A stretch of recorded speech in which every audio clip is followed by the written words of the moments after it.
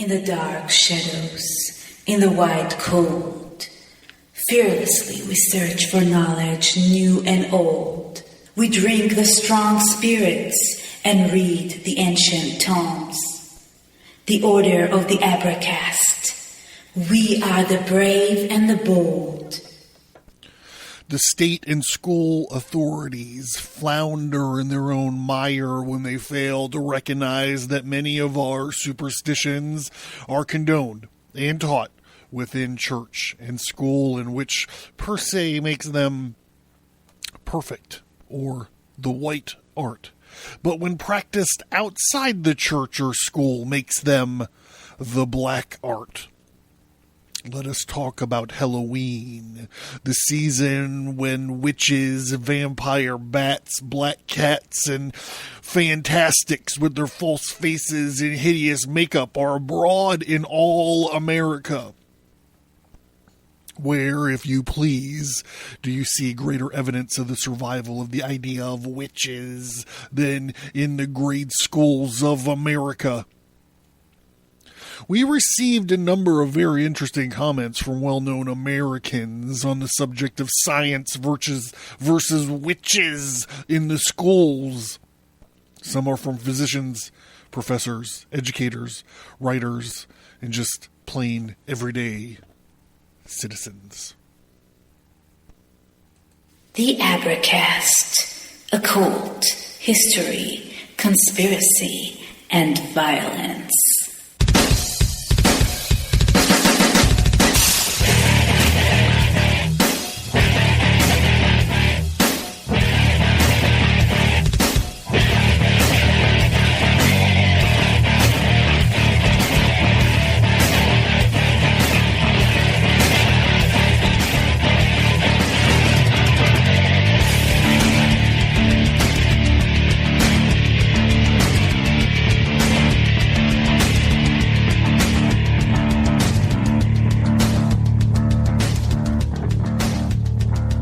Welcome, everybody. Thank you for tuning in. This is the Abracast, and I'm your fucking home slice, John Towers. So before we get started, I do have a few things to cover quickly. Thing number one. I had a major catastrophic problem with the website. And I've been spending every spare moment of my week rebuilding Abercast.com. And I do have a few finishing touches and some surprises, I think, to add. But it is looking pretty good. It's available now. It's up. I mean, there was something up before the end of the day that the whole shit went down. But, so I had not to get too far in the weeds with this whole thing, but there is a reason I need to explain this. So the old website started as a website for my comic books and graphic novels. And then when I went back to wrestling, it kind of took on comic books and then the wrestling thing. And then when the Abracast started out, there was another podcast before that, and then the Abracast. Anyhow, so the whole idea is it just kept building and building and building. So if you've been to the website, you probably noticed that the actual website is not Abercast.com. That domain, or the Stigmata Studios domain,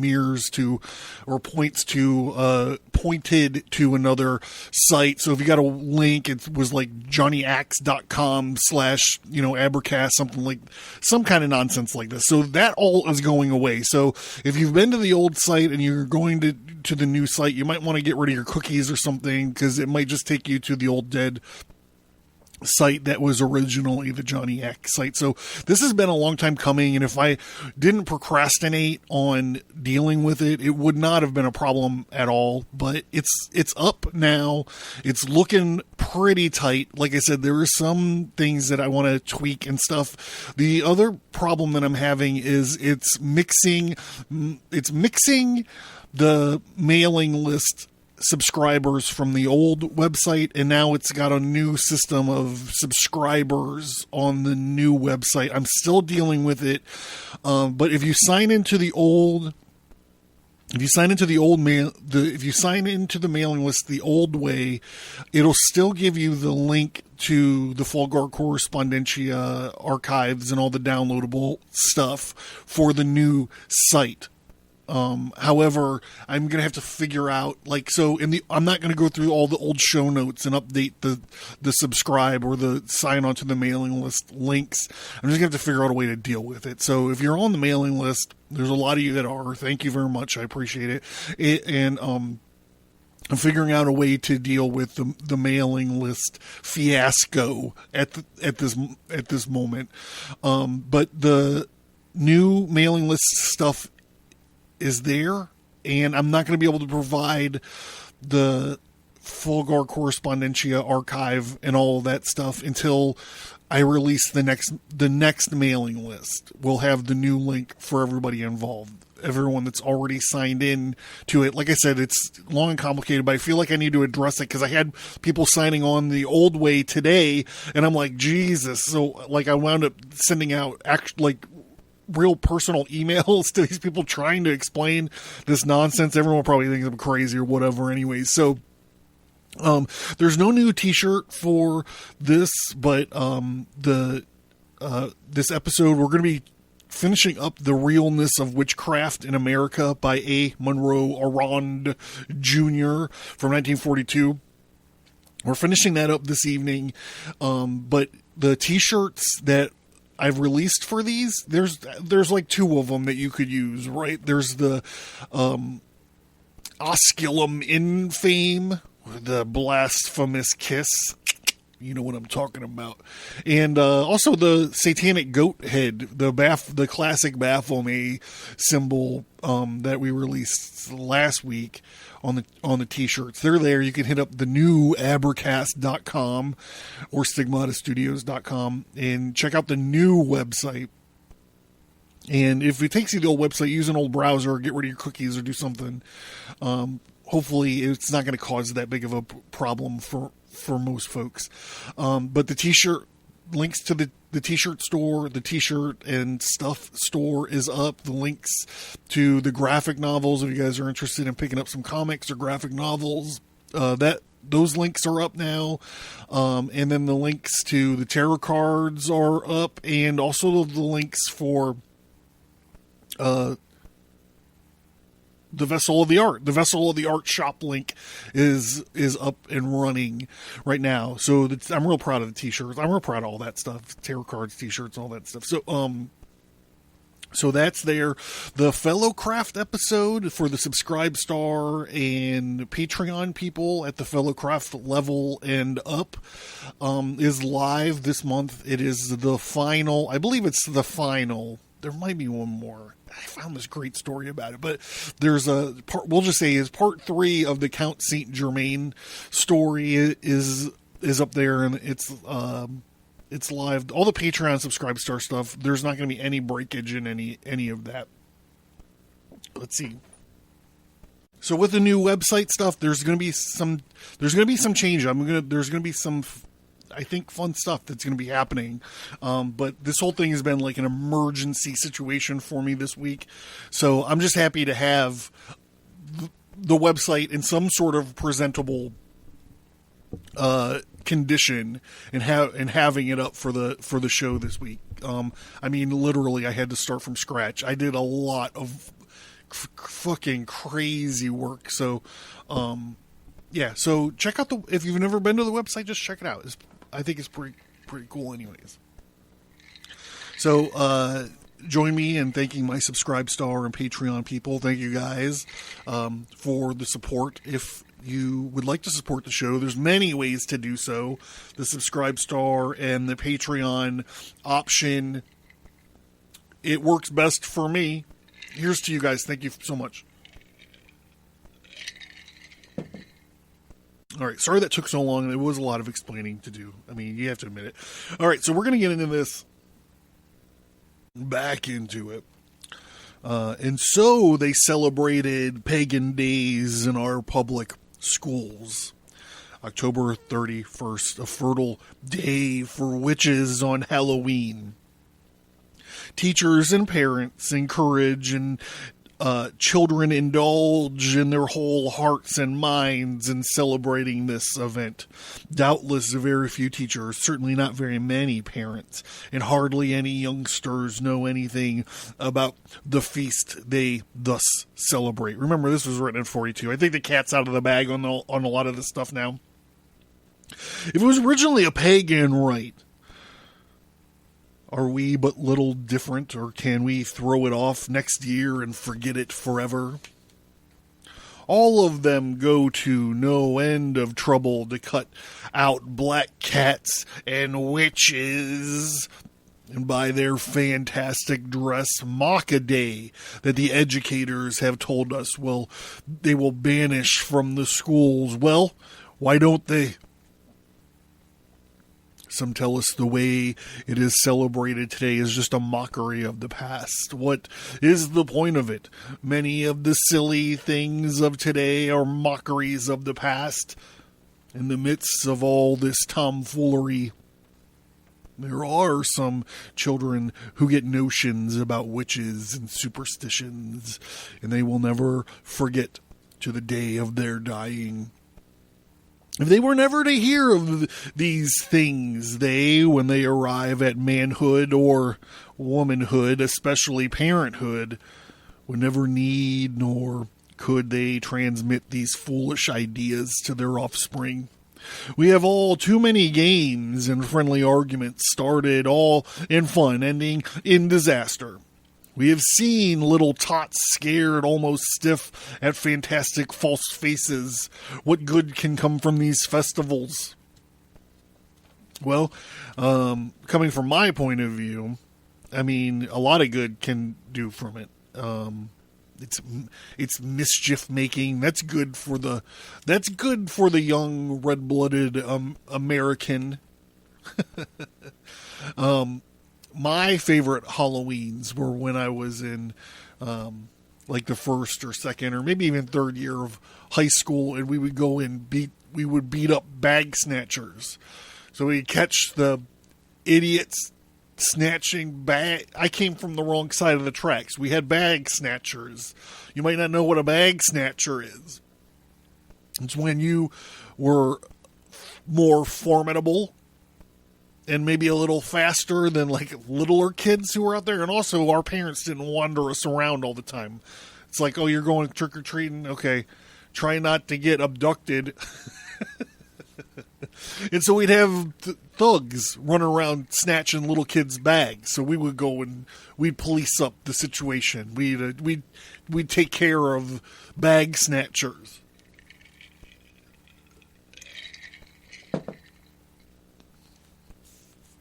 Thoughts of witches and the like, whether referred to in the Bible or in ordinary conversation, are not always taken too lightly, even on festive occasions. Whistling in the dark, for instance, is one form of driving away fear. Yes, it's all psychological. It's also preparing you at some level for your death. It's also preparing you for the anonymity of, being anonymous in something like school or college or work, just being like one of those bricks in the wall. No one knows what's behind your mask. It's a relevant topic to talk about in today's world, right? I heard the governor of California says that if you're in a restaurant, you now have to put your mask on between biting your food. Imagine that. You're taking your lady out, or what if it's your first date and you have to like take your mask off, and then you have to like take a little bit of lasagna or whatever and you put it in your mouth, and then you have to put your mask back on while you're chewing, and then you swallow. Then you might talk for a minute, answer a question, or move the conversation forward, and then take your mask off again and take a little bit more of your lasagna, a drink of your Chardonnay, perhaps. Put your mask back on. Chew your food. Swallow your Chardonnay. Answer question. Move the conversation forward. Take your mask off. All the while, the person you're sitting across from is doing the same thing in opposite turns. This is what we're doing today. This is what we're talking about. It's every day is Halloween. It's Halloween. Halloween. All right, what were we talking about? Whistling in the dark. One form of driving away fear. Denial of witches by some may be an outward and spoken manifestation of non-belief. But our people do not always tell or act the truth, and the reader knows this only too well. One may observe this on Easter and Christmas, when we deliberately make up characters legendary for those occasions, so that we all know that much which is told to children is not true. And it is safe to say that many things the children tell their folks are short of the truth. If little white lies are justifiable on those occasions, they are not suitable on other occasions. And what about the black ones? Fear comes easy to children and other people. Fear, as of thunder and lightning, may be acquired in the natural course of life, but youngsters too often get such fears from solicitous or nervous and superstitious parents, generally the mother, who is the nearest thing on earth to being a deity that any child can have. Mother is the word for God on the lips of children everywhere. Remember the crow. Thus saith the crow. Fear as of things in the dark when one is alone is as old as Jewish or even pagan history. Where two or more are together in the dark, witches cannot do any harm. In this idea, we see the birth of misery loves company in strength and numbers. And demand of youngsters that someone turn on the light or turn a lamp or candle before they enter a dark room is just as much a terror to those of today as it was in the author's day. Some of us demanded that a light be allowed to burn all night. What could we be afraid of except for evil spirits in the dark? We weren't afraid of angels. Fear the not. A fear of something in the dark is almost universal. Yes, it's evolutionary, because we were all some sort of proto-human at one point in time, bumping around in the dark, waiting for hyenas and big cats, I guess it was the thing back then. We were waiting for leopards to eat us in the night. Maybe a dingo ate your baby.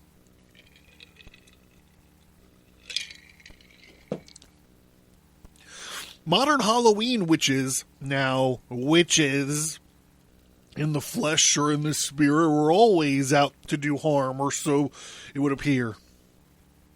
They take youngsters or grown-ups around the time of Halloween. They can write on walls and windows and automobiles and sidewalks, and the words they spell out are rarely used by nice people in public. Much property is damaged and some carted away to be found. Weeks later, men and women get drunk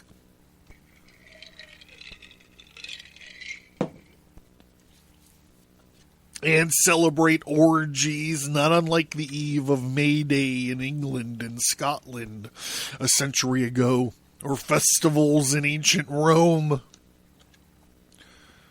None of the devilment of this season is at all necessary. So one has the right to feel that witches do live and cause all kinds of trouble. They rarely are caught, and many only embryos now. but give them time and they'll grow. Their offspring annoy others, and the school system helps, aids, and abets. Physicians uphold powwow doctors. Science may claim to stand on its powwow doctors. Science may claim to stand on its own feet, and many agree with the history of the past ages in certain cases, but there must be a parting of the ways sooner or later. If science attempts to destroy some of the fondest pets of the Christian civilization. Even the medical profession took a hand in the matter recently, 1942, when some of their learned authorities upheld psychology, that certain practices of the humble powwow doctors have virtues that cannot be attained by either physician or priest. Educators perhaps fail to appreciate the wisdom of Horace, who says, "Mingle in a little folly with thy wisdom." They think, or do they, that a child can play with fire and if burned, learn to stand away from the fires? But witches and their different in their kind are different kinds of fires. These witches ought to grow up to be men and women. But how many of them do? How many of our adult population pass through life with teenage minds? Holy Christ. 1942. Ring, ring. 2020 is calling. They want to answer your question. If you want statistics on this, read the reports resulting from the conscriptions for military service. It is not our purpose to suggest to school authorities that they cease in their attempts to discredit witches and the like. It shows them what we think they have been, comforting. Sorry. Rather, it shows them what we think they have confronting them. But between a hex and sex problems, we believe that the latter is the big job, and one they will have trouble to solve if you gather what we mean. When I was a child, I spake and understood and thought as a child. And when I became a man, I put away childish things. This is 1 Corinthians 13:11. When do boys become men? When do they forget the things they learned in their formative years? Do they forget? Do they cast them aside? They do not. They pass them along with their sons and their daughters, and they in turn to their sons and their daughters. The superstitions are hexery and parts of the 10 Commandments and the Golden Rule, whatever it may be, as they have for thousands of years. When they grow up, they will use modern science for what it will bring them in dollars and cents, but will not as a rule to their faith and a guide to their actions. Who can look back over the years and say, on that date, I became a man, or then I became a woman? Who gets hurt if our witchcraft is taken from us? Students afraid of the subject. Our interest in preparing this account is merely to clear the atmosphere. A discourse dealing with the subject of witchcraft in Pennsylvania has been wanting for years. We find ourselves in a pathetic sort of state, being associated with mature men and women who are actually afraid to delve into a subject as important as this, because of a personal fear of something that might, quote, happen, unquote, to them.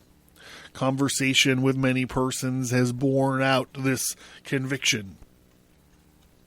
An interesting phrase of this business of witchcraft, so far as it pertains to Pennsylvania, is just a lot of talk. view that it has been said thus far, it might be a good policy to illustrate what is meant when we say that witches and a belief in them will be hard to suppress.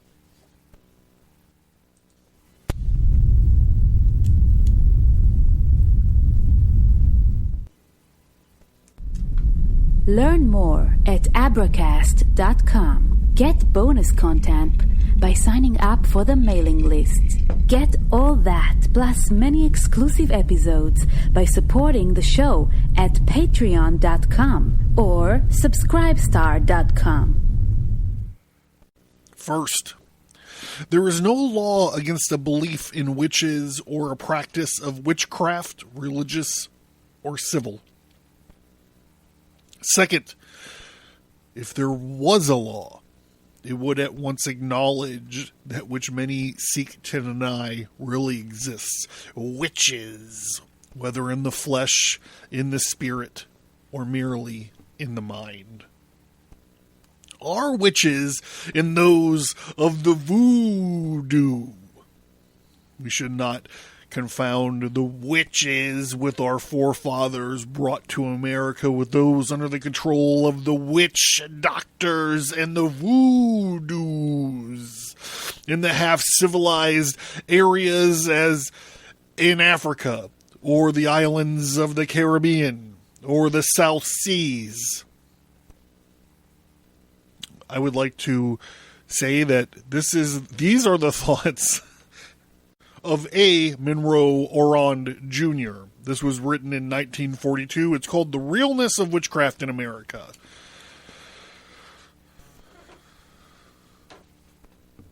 So if that shit offends you, talk to somebody else. Back to it. Our witches definitely have come to us through an association with emotions of good and bad, as we know them through affiliates of the Christian Church of all denominations, Protestants, Catholic, Roman, and Greek, or Eastern, and the Jews, or even the non-Christians whose philosophies in part are like those unto the Mosaic in origin. Pagan, perhaps, then we have just bettered our very early ideas, and we justified them for want of courage and to change them. Is it reasonably safe to look at the customs, the folklore, and superstitions of the African and say to ourselves, well, that's about the way our folks looked at life not so very many generations ago?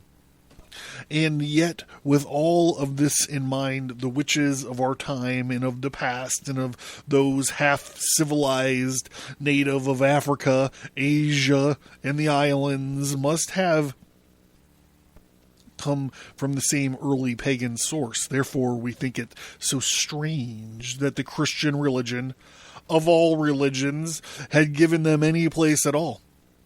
If there were no witches...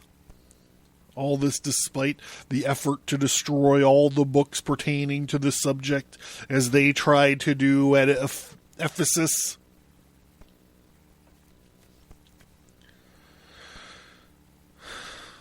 Ephesus. Ephesus is the name of the Greek pizza place my wife orders from. Or the it's Turkish, I guess. I don't know, there's always like Turkish dudes. She's always like undoing her shirt and stuff, getting her cleavage in order when the Ephesus guy shows up to deliver the pizza. The half-civilized as well as the civilized have a knowledge of and emotions which may be expressed by a reaction to favors received from good spirits or bad spirits. Do we have witches in Pennsylvania? Only among the Germanic people? Not the English, the Italian, the Slav, the Welsh, the Hungarian, and other races? How about the races in the 47 other states? Yes, how about them? And of more than 2 billion religious people in the world, not including the non-religious, you say there are no witches today. The Lord's Prayer says, deliver us from evil. The Catholics and the Protestants alike, in saying the Lord's Prayer, recognize something closely akin to everything in the catalog of the evil spirit world, no matter what name one may be pleased to call it. For we do not pray, deliver us from evil. This petition from the heart and the mind of the Christian applies to the evils he or she concedes to be of any other sort, which might conceivably cause alarm. Neither priest, preacher, scholar can explain away this meaning. If the layman wants to believe that he has a personal power for him. All right, so a witch. Okay, so we start. This book then kind of veers off and starts talking about this case, a witch case in the making that never went to court yet. So, okay, listen to this. Many witch cases never ripen. While we have not recorded a complete history of witchcraft in Pennsylvania by any means, the reader will surely have attained some new slants of this vague subject. We cannot prove the existence or the non-existence of either angels or witches, and neither can you. Neither time nor space in a paper of this kind will permit going into the highways and the byways for all the rich original accounts of past and present day evidence, the practices coming under this head. But we can offer just one or so that have made their way into our sanctum sanctorum. I think that's the name of fucking Dr. Strange's house.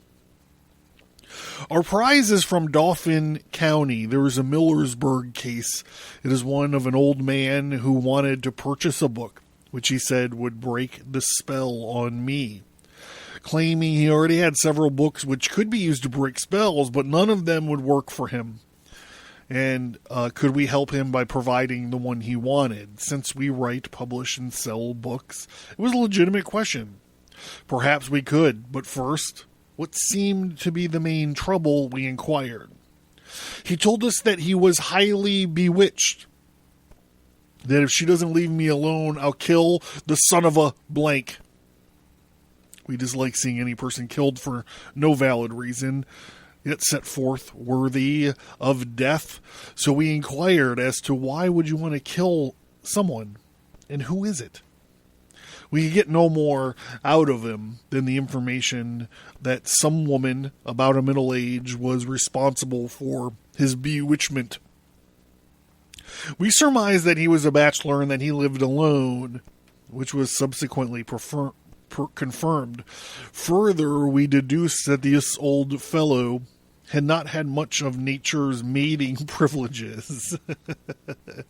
We had a hunch that he, being sex-starved, had notions concerning the woman who was a widow, and that under the line of reasoning used by Ben Franklin, which was hopeful she might, in her declining years, prove more friendly after eventually yield, failing to gain his point, his friendship turned to hate. At long last, we suggest that we might have the right book, which he seems so anxious to own, if he would confide to us the nature of his complaint. To the writer, it seemed as if he were weighing our offer, and so in a few moments he bluntly replied, "Well, the old witch has me so fixed that I can't shit on Sundays and holidays." The reply was the best we had heard in a long while, but too good to laugh at in his presence. Assuming a rather professional look, then a sort of secretive one, we said that we could sympathize with him under such circumstances. He was serious, very serious, and he felt that he would be treated accordingly. Had we felt as he did, or had you, we would have wanted sympathy, and what he eventually got. To sell him the book would have been the average dealer's plan, but not ours. Not with a story like this to tell around. We proceeded to give him his money's worth. Oh, God.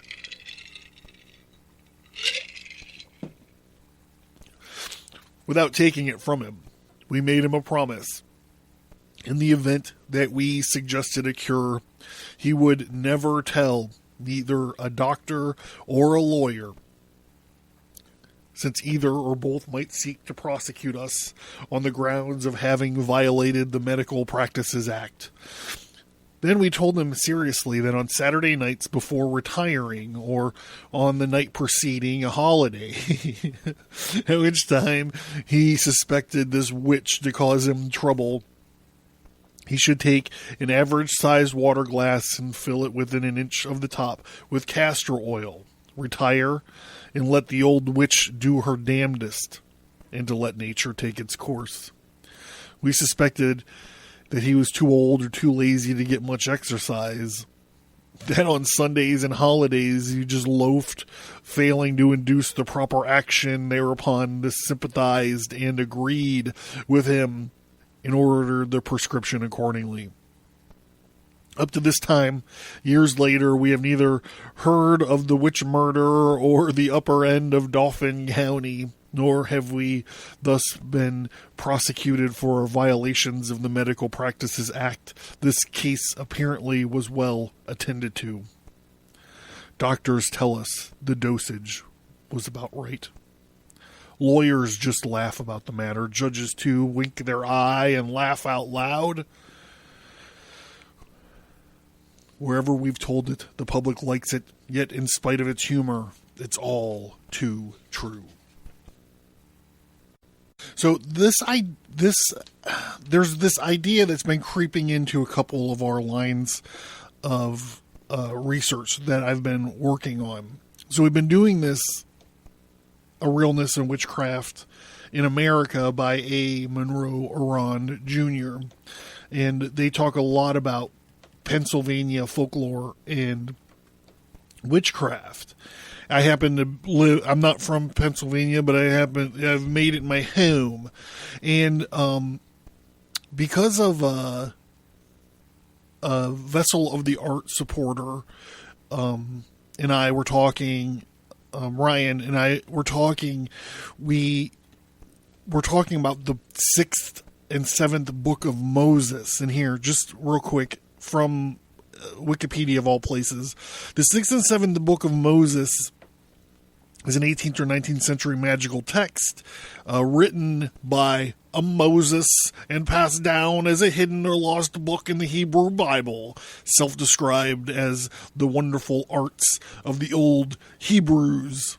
It was taken from Mosaic books of the Kabbalah and the Talmud, and is actually a grimoire, or text of magical incantations and seals that purports to instruct the reader in the spells used to create some of the miracles portrayed in the Bible, as well as to grant other forms of good fortune and good health. The work contains the reputed Talmudic magic names, words, and ideograms, some written in Hebrew and some with letters from the Latin alphabet. It contains seals or magical drawings accompanied by instructions and intended to help the user perform various tasks, from controlling weather or people to contacting the dead or biblical religious figures. But, John, what does that have to do with witchcraft in America or German American Pennsylvanian folklore? I'm glad you asked. Jumped ahead. Copies have been traced to 18th century German pamphlets, but in 1849 printing aided in the appearance of the popular press in the 19th century, spreading the text through Germany and Northern Europe, and German Americans eventually helped popularize the text among African Americans in the United States and the Caribbean and in West Africa. It influenced European occult spiritualism, as well as African American hoodoo folk magic. and magical spiritual practices in the Caribbean and West Africa. The older magical text, a 4th century Greek papyrus entitled 8th Book of Moses, otherwise unrelated to the 6th and 7th book, was founded in Thebes, the 19th century, and published as part of the Greek magical papyri. Okay, so the reason I'm mentioning this is because I have a big thing about the 6th and 7th book of Moses coming up. I'm not exactly sure where it's going to fit in, but I've been working on these magical arts and the little magical sigils and ideograms and all of this that accompanies each one of these different spells. You can check out my Instagram for a preview of at least one of them, I think. Okay, and I've also been working on this book. It's called The Folklore of Pennsylvania Germans. It's from, I don't know if it's a book. Okay, so it's a featured article, I guess. Folklore of the Pennsylvanian Germans from the German of American Folklore, published in 1888. And last year, I was in a situation where I was able to meet in person with Diane from History Goes Bump, and she was making a presentation, and I met her. She'd been on the show before. We kind of travel around in the same podcasting circles for a while, and I had asked her if she knew what the Pennsylvania Dutch barn magic was. So if you just search Pennsylvania barns, just do some kind of innocuous Google image search or whatever, you're going to see these weird sigils and hexagrams drawn on these barns. And if you're around it long enough, it really does. I mean, if you grew up and you're just used to noticing it or seeing it or whatever, it doesn't mean a whole lot of anything. It's just some kind of weird decoration. It's a weird decoration on a barn, but it means something. It's a form of sigil magic on these barn doors. And I became kind of, I don't want to say obsessed. I became interested in this German Pennsylvanian folklore, and I found this article, and we're gonna go long this evening. I'm sorry. I hope you guys don't mind. We're gonna go long this evening, and we're gonna talk a little bit about this folklore. Intermarriage between various German immigrants, among whom the dialects Palatinate, Franconia predominated, has result with the formation of a dialect which is known as Pennsylvania German. This more strongly resembles some of the Bavarian dialects than of other Germans, and was recognized by the present writer during his service as a staff surgeon in the Prussian army during the War of 1870 through 71. Although Pennsylvanians read German newspapers and books and magical grimoires, they are generally unable to converse in that language and experience great difficulty in understanding a recent German immigrant whom they regard in the light of a foreigner, as much as people of English descent. So they spend a lot of time breaking down different names and language stuff, but here we go. The descendant of the early German colonists, after having received during several generations the benefits of education and the mingling in cultured society, cannot be distinguished from the offspring of other nationalities, and it is only in the rural districts and in what is frequently termed the backwoods that we find the ruder, more primitive customs and superstitions surviving. The country folks, bushlayet, are averse to the adoption and the usages of polite society, and consequently adhere to many of the curious customs and manners with great tenacity. A common response when questioned in regard to this is, "As my father did, so do I. Welder fader gudu, hot so do Ich A. My German was never very good. So those of you guys who've been listening to the show for a long time know that I have a great, I'll say, passion for the German people. I lived in Germany for a few years in my younger days, and I loved it. I loved chicks. I love the German chicks, okay? That's what I'm saying. So my German was never very good, but I don't mean to laugh at anyone or make fun of it. I'm making fun of myself because I lived in Germany for years and I can ask where the bathroom is. That's about it. I used to be able to cuss someone out pretty good in German. Occasional newspaper articles have appeared from time to time purporting to present accounts of the customs and superstitions of this people. But his writers were generally not of the people. In addition, many were unfamiliar with the dialect, or the accuracy of such descriptions may be reasonably questioned. So it goes on about how all these farmers raised flax or hemp for home consumption. To make bed covers, dyes were made from tree bark, sassafras, yellow woolen materials. The bark, they use the bark for a lot of stuff here. Anyhow, there's this bit here about how they used loose onion skins and urine to dye wool to piss on it. All right. Okay, back to barns were then, as now, always larger and frequently more comfortable than the dwelling house. The ground floor is divided into compartments for the stabling of horses and cattle, one end being left open as a driveway where farm implements were placed during inclement weather. The main floor, extending overall, was usually from 10 to 12 feet above the ground and divided into three parts. The middle third reserved for the threshing, and it was temporary storage of carriages and wagons, while upon either side were located the granaries, above which was stored the hay or the straw. The roofs are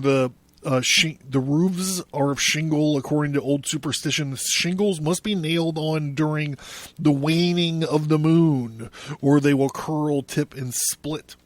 It is a common sight to find a horseshoe nailed upon the lintenals of the stable doors to ensure good luck and safety to any of the animals. And it is still better if the horseshoe being one that was found upon the highway.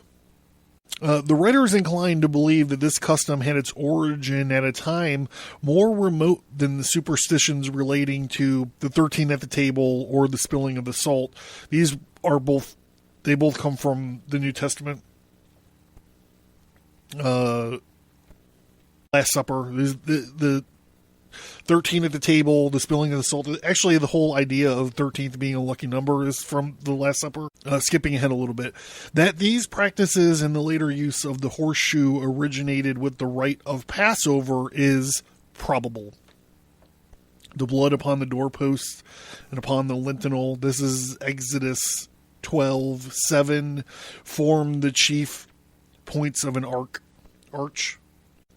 And when the horseshoe was inverted, it was naturally adapted by the superstitious as conforming to the shape or the outline upon the primitive doorway. In its time, it became the symbol of luck or safety of those residing under its protection. That's interesting. I never knew that. Why the horseshoe was good luck. The fence around the barnyard, as well as others upon the farm, is also made during the waxing of the moon, or the post will sink and soon rot away. This is from Fayette County, and right down the street from me. The eastern part of the state fences must be made when the horns are turned up, or they will remain if built when the horns of the moon are directed downwards. The post will sink until the bottom rail touches the ground. So also with the planting of vegetables, etc. Peas, beans, and other plants growing as vines are planted when the horns of the moon are turned up, so that it may grow vigorously. If planted when the horns of the moon are turned down, they will remain low and stunted. What about potatoes, you ask? Potatoes are planted in the new moon, so that when they have sufficient light, they will strike root. The sign of the moon must be in the feet. This is from Mr. Brown in Fayette County again. The same authority also says that corn should be planted during the new moon, when the sign is in the head, so that it may go all to the ear. In Lay County, the first day of May was the day set apart for planting corn. Cabbage should be planted on the 7th day of March to ensure it's heading well. Cucumbers must be planted in the morning before sunrise, as otherwise they would be destroyed by bugs. We must not be cut before the full moon, as it will not be fully ripe. And if ember days are high, one may expect to attain a good price thereof. Last is from Mr. L.W. Brown of Fayette County, but the description is clear.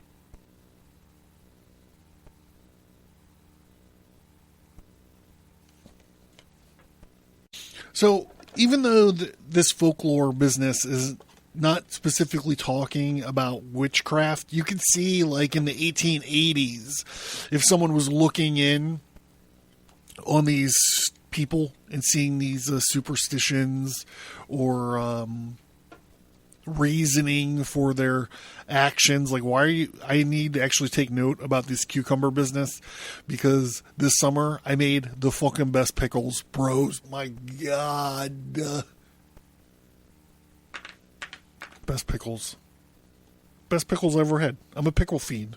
I made the best pickles ever. My first shot out. I can't wait. We're gonna do more. I'm gonna do more Anyhow, pickles, cucumbers, gardening, Pennsylvania magic, folklore business. I hope you guys enjoyed this show. Maybe I'll pick up this Pennsylvania folklore stuff again, but I thought that it would be cool to kind of round it out to show you, we started talking about like Halloween and the dead and witchcraft and all this stuff, but I mean, there's some wild stuff in this folklore thing. They're talking about like hanging horse tongues up in barns and all this kind of weird kind of stuff, and like this whole introduction to this 6th book of Exodus thing into this, and then even this scholarly thing in the Journal of American Folklore talks about how they're reading these tracts from Germany. It's all super interesting. Let me know what you think about it. I'm John. This has been the Abercast. Hey, check out the new website, www.abercast.com. Check out the Osculum Infame t-shirt or the Satanic Goat Head t-shirt that are available. Stop in, check out some books, check out part 3 of the Count Saint Germain. He's like this immortal dandy who kind of like goes through history. It's an interesting story. And yeah, that's it. I hope you guys enjoy the show. Consider supporting the show. Thank you for listening to this episode. Send an email or visit us on social media to let us know what you think about this topic. And please remember to leave a 5-star rate and review.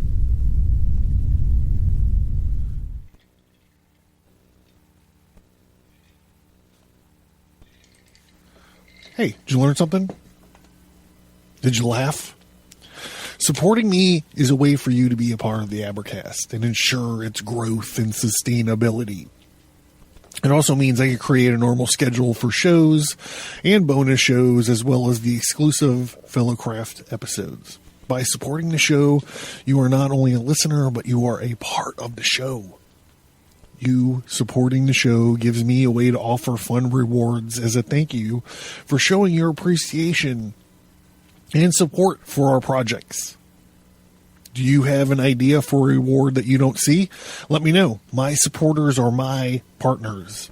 I currently pay for you to listen to the Abercast. Not only do I pay the hosting bills out of my own pocket, I volunteer my time and talent to each and every episode of the Abercast.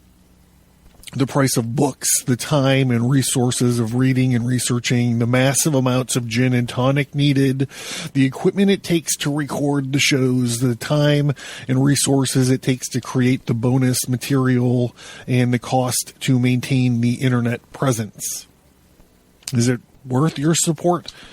I don't know. I'm proud of the Abercast, and I feel like I'm improving all the time. In addition to creating the show that you dig and that you are excited about, I also have a full-time commitment and other obligations. So why financial support? All of the supporters help me focus my time on the quality and development of the podcast. And what if you can't afford, $1 or $3 or $10 or whatever a month? Believe me, I get that. There are many degrees of support, but if you can't support the show financially, please consider leaving a 5-star rate and review on your preferred podcast app. And don't forget that you could sign into the mailing list and still unlock a lot of bonus content. Thank you. I cannot put into words how much it means to me that you listen to the show each time I post a new episode. Your feedback, support, and love of the stories that we talk about here is what keeps me going.